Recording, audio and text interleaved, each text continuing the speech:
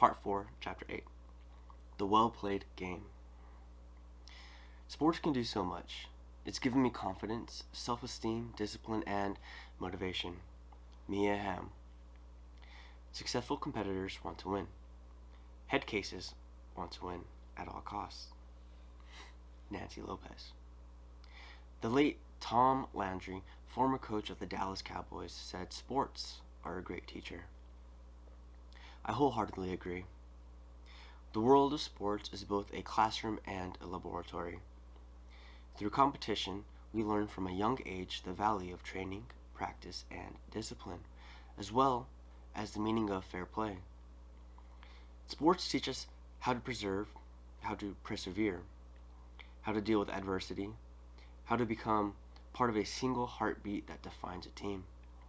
Sports teaches lessons in leadership, respect, and courage. In sports, unlike other, more vague areas of life, there is a scoreboard, time limits, rules, and a level playing field. When Jackie Robinson broke the color line in Major League Baseball, former executive branch Rickey reminded the future star that a baseball's box score is democratic.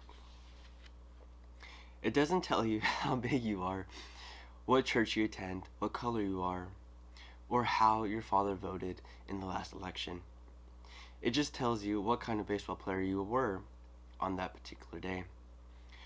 Runner George A.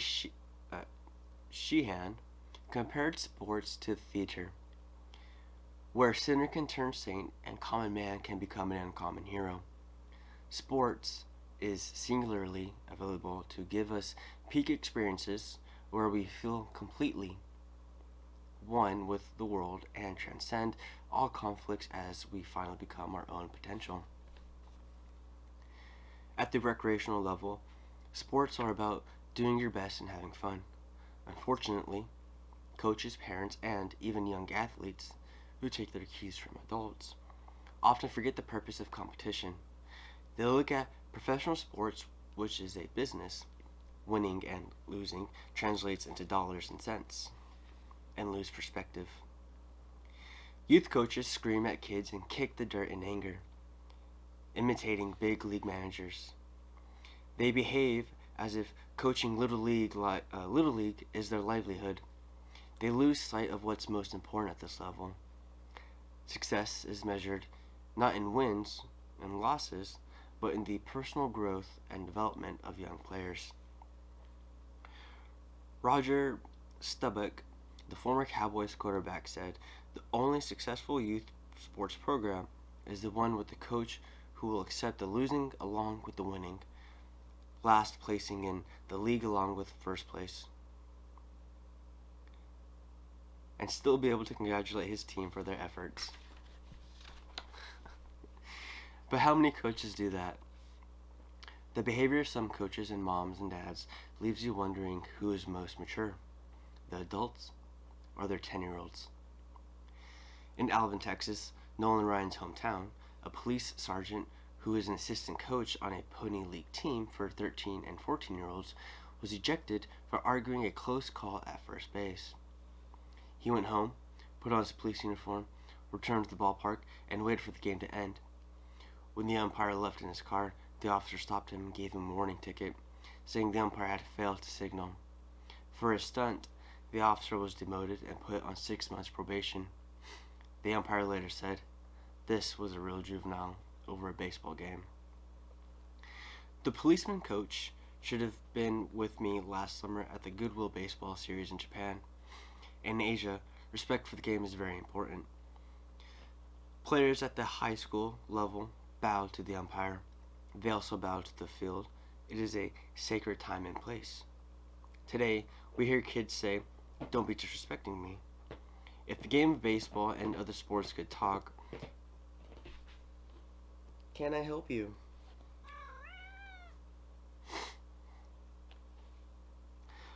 Today we hear kids say, "Don't be disrespecting me." If the game of baseball and other sports could talk, they might be saying the same thing.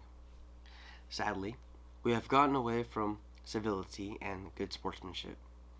A survey of 500 adults in 5 Florida counties showed that 82% believe parents are too aggressive in youth sports.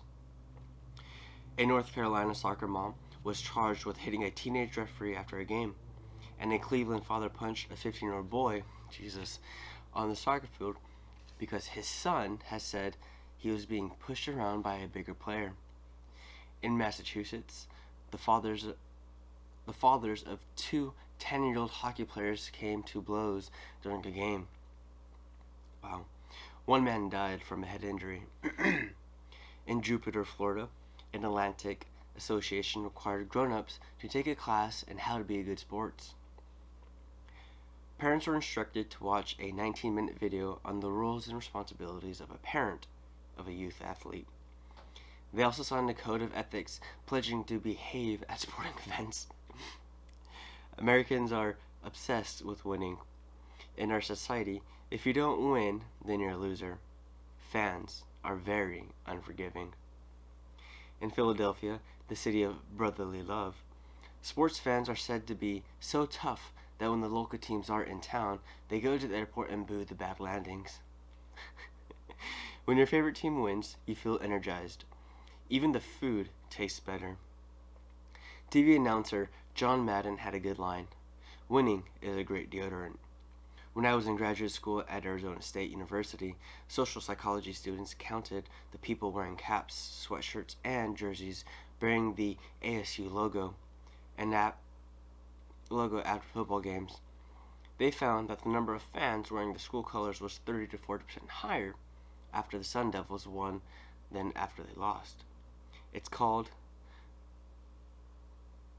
the Berg syndrome, basking in reflected glory. We need to redefine winning, Vince Lombardi said. Winning isn't everything, but making the effort to win is. A winner is one who walks away from competition knowing he has done his personal best, regardless of placement, rank, or standing. Being the first across the finish line makes you a winner in only one phase of life, said Ralph Boston, a former track and field Olympic gold medal winner. It's what you do after you cross the line that really counts. We also need to examine the mixed messages from professional sports. The National Hockey League claims it doesn't condone violence, but the assaults on some players and on the ice would qualify as crime if they occurred on the streets. The National Football League fined former Arizona Cardinals safety Chuck Cecil $30,000 for 2 acts of flagrant unnecessary roughness involving the use of his helmet against the Washington Redskins. Yet each season, NFL Films slice together a collection of greatest hits and puts them to music. Violence is glamorized. What does the well-played game mean to you? Do you believe it's not cheating if you don't get caught? Is inflicting injury a justifiable part of the game? Your philosophy about sports determines how you play the game. Very smart. Chapter 9. Game Day. I'm totally a different person on the mound than I am on the street. Nolan Ryan. I won't even call a friend the day of a match. I'm scared of disrupting my concentration. Chris Evert.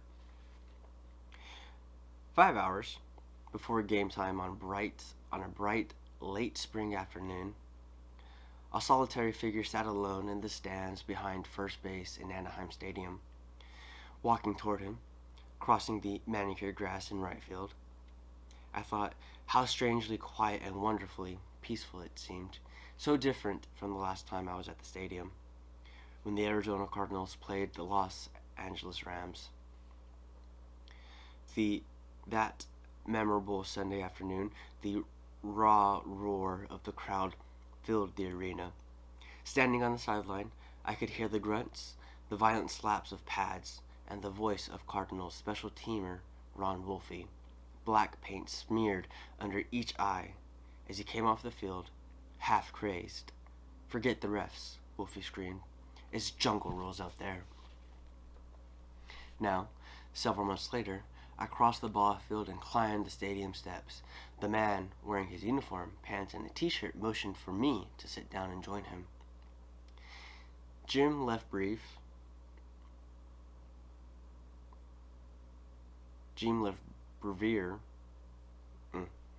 manager of the Seattle Mariners, sat in silence, taking it all in. The warming sunshine, the perfect geometry of the diamond, the peacefulness. Mac, listen how quiet it is. Lefebvre said it's like a church, a temple. Sitting there, I thought of Annie Savoy's soliloquy from the movie Bull Durham. I believe in the Church of Baseball, Annie said. I've tried all the major religions and most of the minor ones. I've worshipped Buddha, Allah, Brahm, Vishnu, Siva, trees, mushrooms, and Isadora Duncan. I know things. For instance, there are 108 beads in a Catholic rosary. There are 108 stitches in a baseball.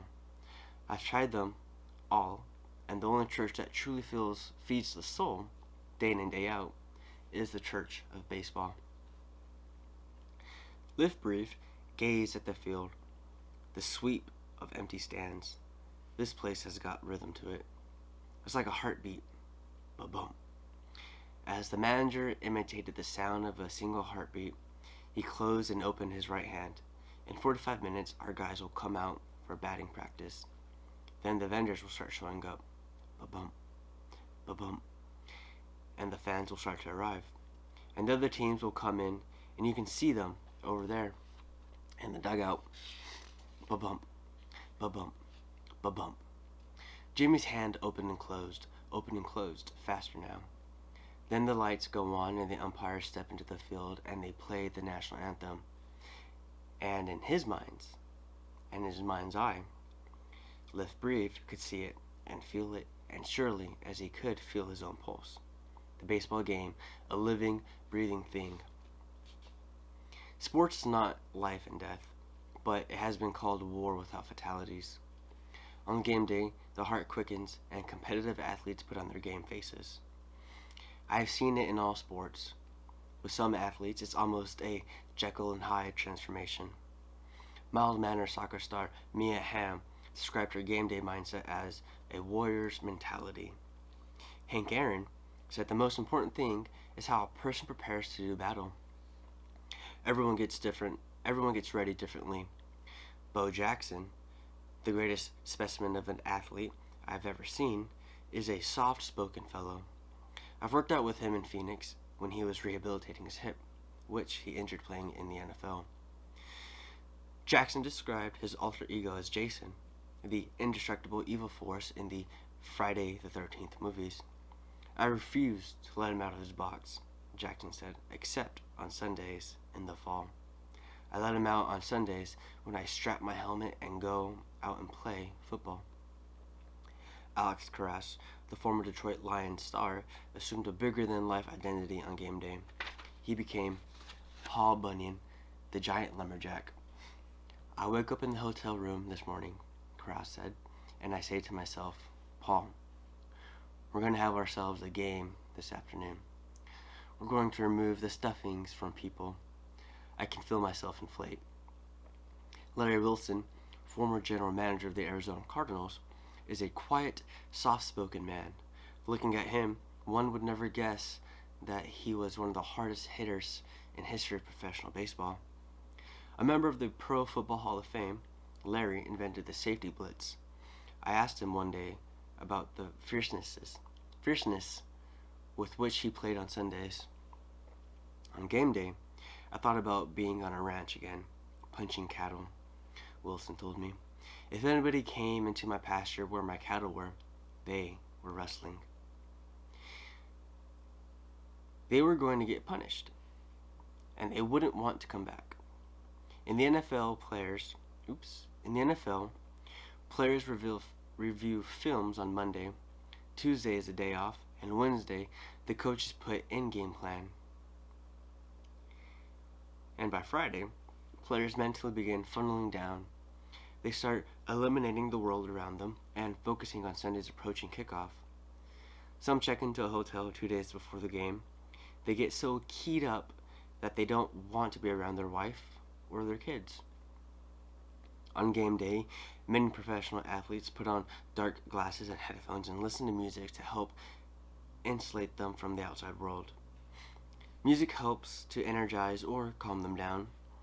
The music is as varied as the personalities on a team: jazz, gospel, rock, or rap.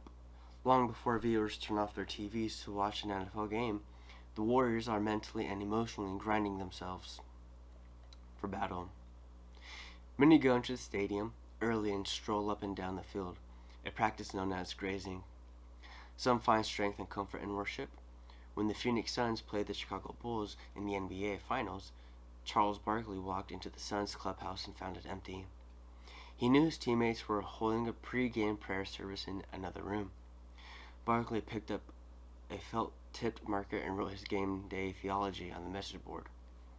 God helps those who help themselves. Great athletes strive for balance in their lives. On game day, they find the warrior within. They know when and how to turn it off, how to turn it on and off. And when the game is over,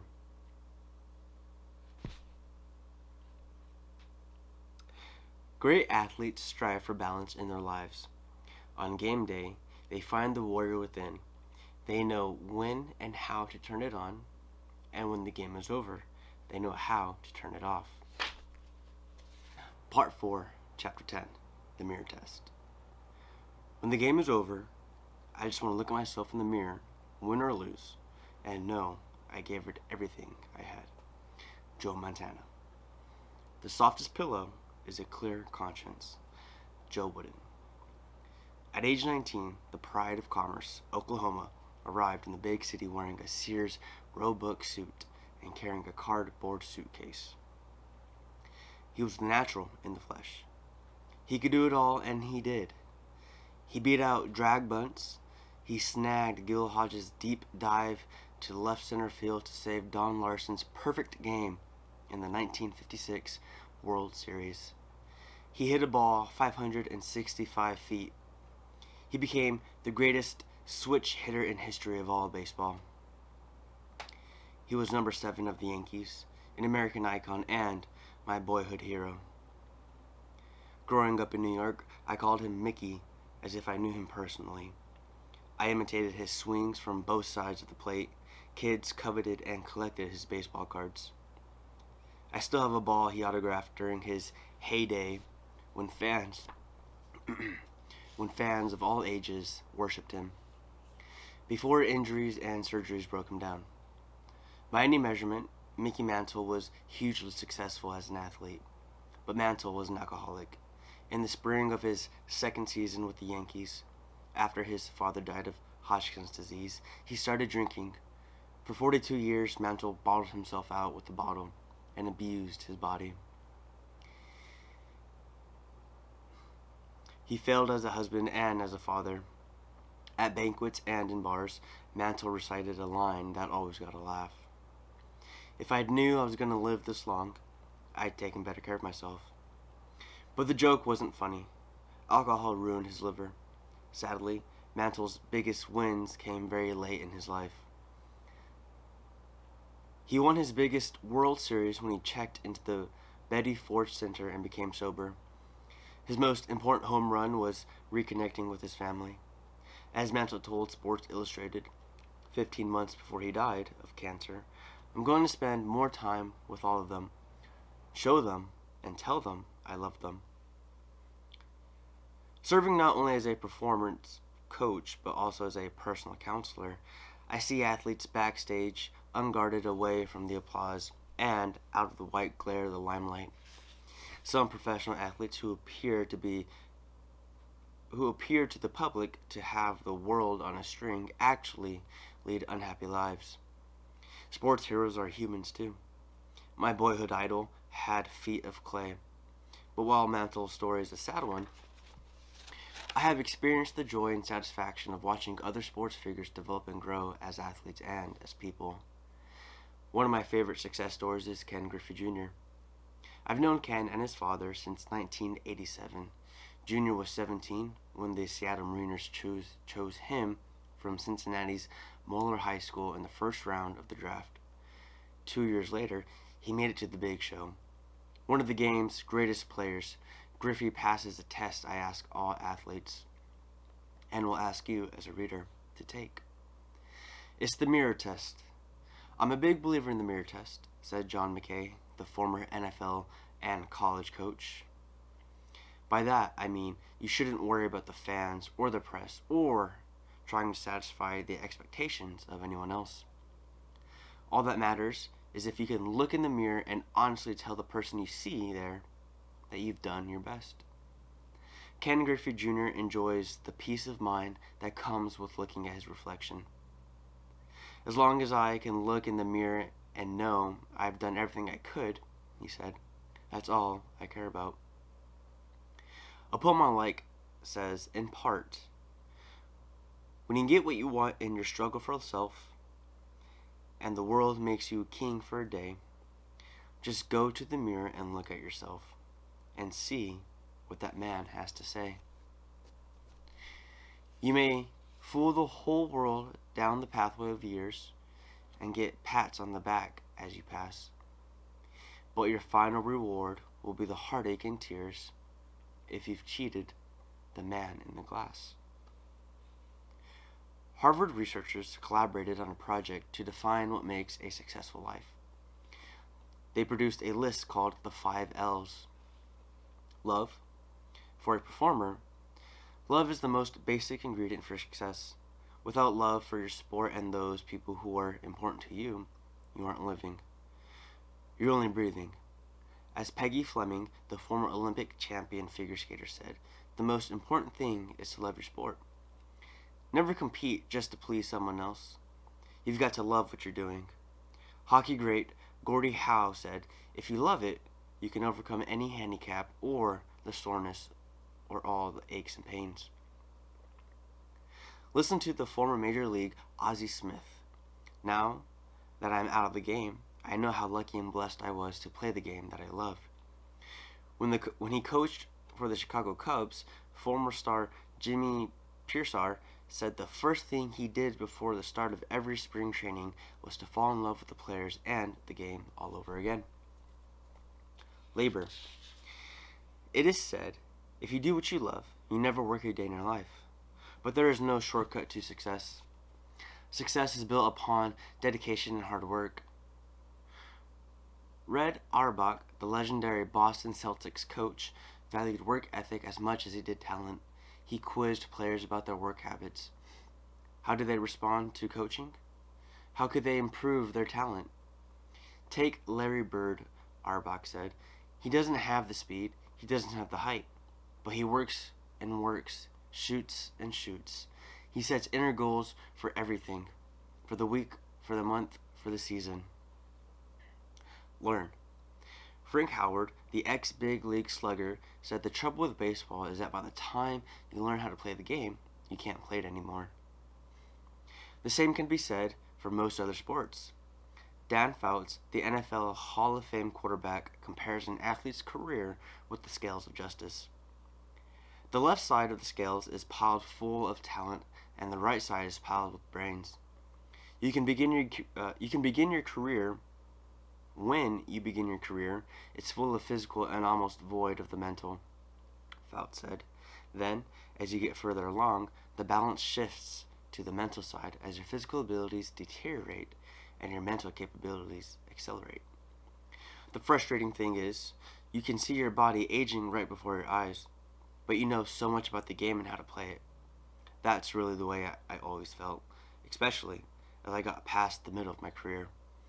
I felt I can't play forever, but learning more every day. I tell young athletes that they should learn from the mistakes of others because they won't have time in life to make them all themselves.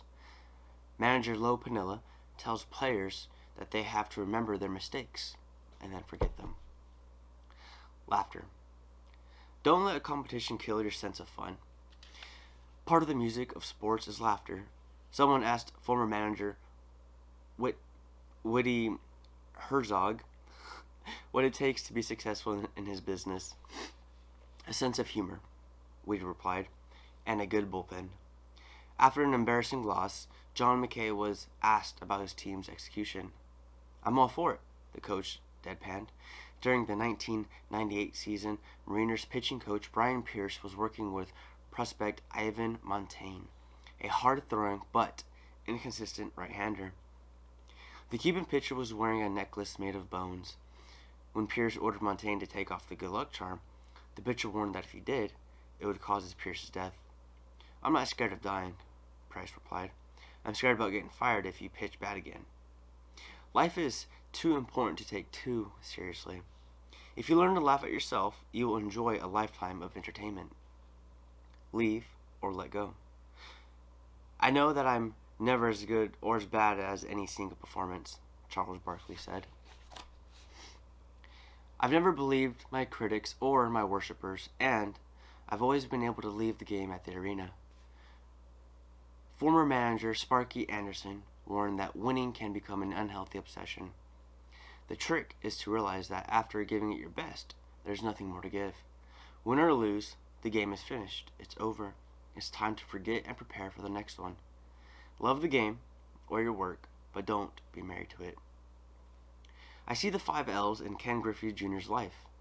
He loves baseball. He works hard. He's a learner and a student of the game. He has fun.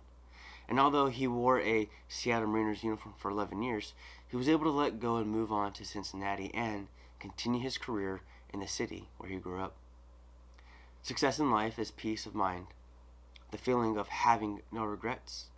It comes from knowing you did your best. Everyone eventually leaves the game. Imagine for a moment you're attending a testimonial dinner in honor of your retirement from competition. Maybe you're retiring after high school or college or at the end of a professional career. Maybe you're a weekend warrior. Your friends are at the banquet, and so are all of your coaches, former teammates, and those who competed against you. Each one stands up and says a few words about your character and how you play the game. What would they say? What would you want them to say? Part 4, Chapter 11, The Big Win. I'm proof that great things can happen to ordinary people if they work hard and never give up. Orel Hershier. I may win and I may lose, but I will never be defeated. Emmitt Smith. Hobbled by foot injuries, Mark McGwire missed most of the 1993 and 94 seasons. Each of those years, he hit only 9 home runs. When the slugger, who then played for Oakland, suffered another setback the next spring, he wondered if the baseball gods were trying to tell him something. Frustrated and worried about his future, he turned to the family and friends for advice. They urged him to give it at least one more year. Imagine if McGwire had never quit baseball. Think of what he and all of us would have missed. McGwire would have never had hit home run number 61 on his father's 61st birthday and written his name alongside Roger Maris in the record book. He never would have shared this memory with the St. Louis Cardinals bat boy, McGwire's 10-year-old son. As Big Mac circled the bases, Matt McGwire stood at the plate waiting to be swept up in his dad's embrace. What a moment. 3 generations joined by 1 home run.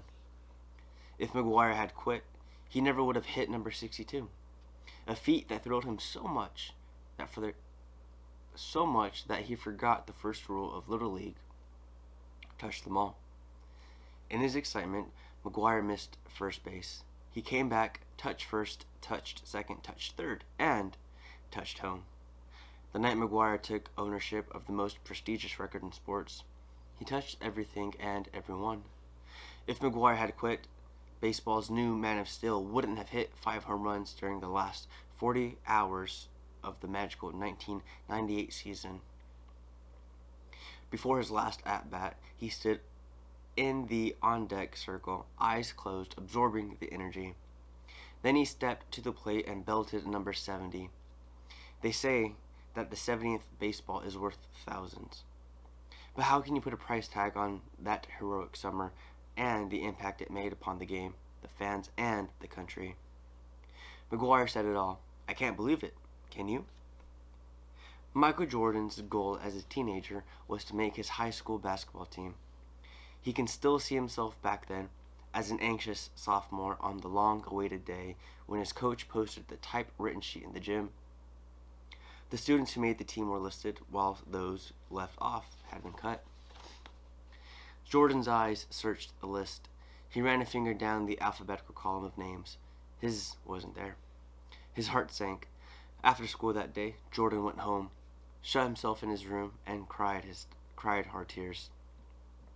Thankfully, determination overcame disappointment. The skinny youth refused to accept he wasn't good enough. He didn't give up.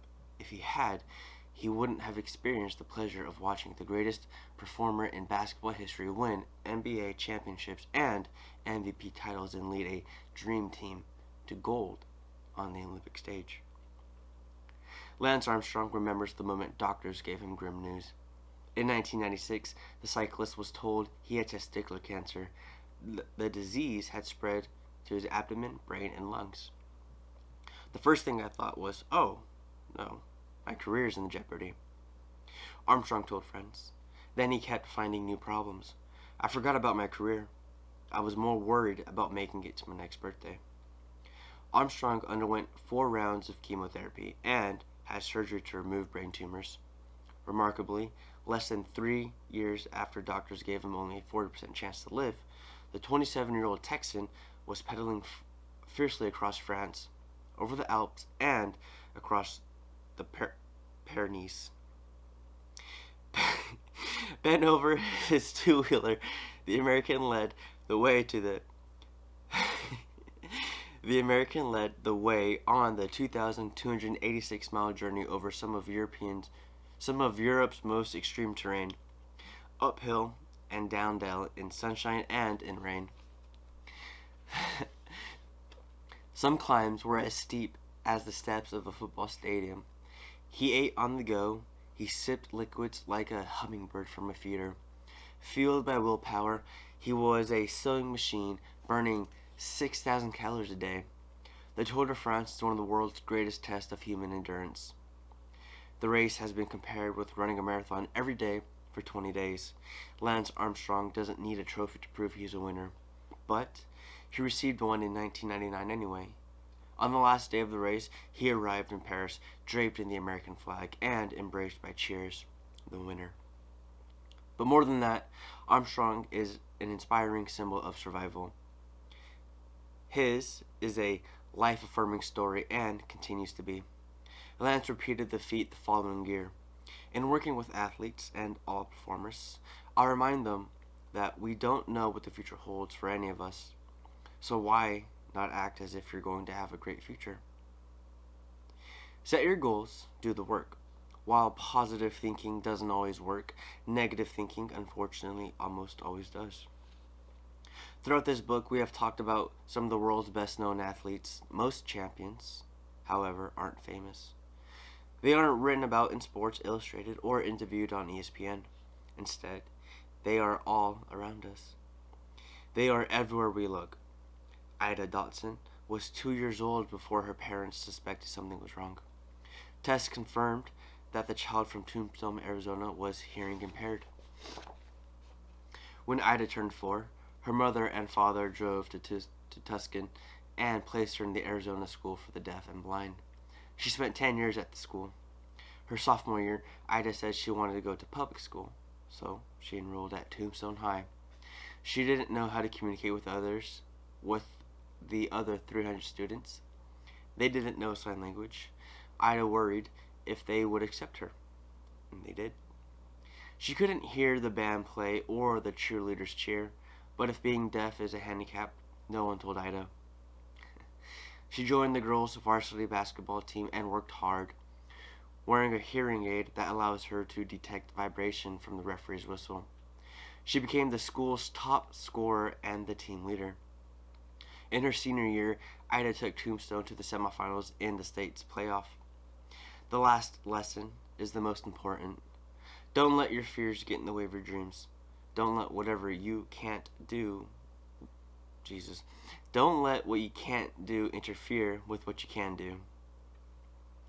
The greatest victory is victory over ourselves. Remember, it's always too soon to quit.